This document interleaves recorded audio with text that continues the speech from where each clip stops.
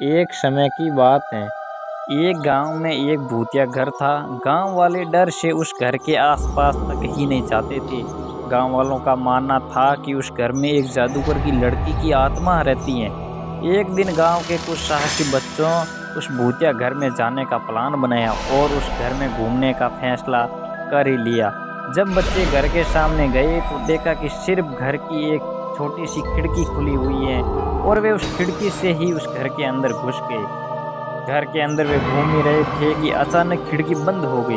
ये देखकर सारे बच्चे डर गए। अचानक से वे लड़की की आत्मा बच्चों के सामने आई और जोर जोर से हंसने लगी और कहा, अब तुम सब मेरी बंदी में हो, मैं किसी को जिंदा नहीं छोड़ूंगी।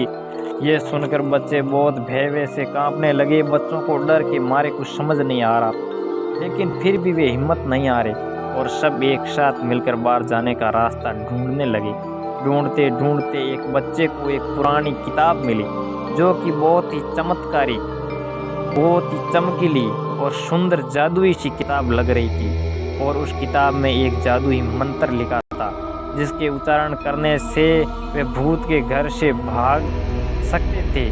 बच्चे ने मिलकर उस मंत्र को पढ़ना शुरू किया। अचानक से एक रोशनी घर के अंदर आई और उस भूत को साथ ले गई।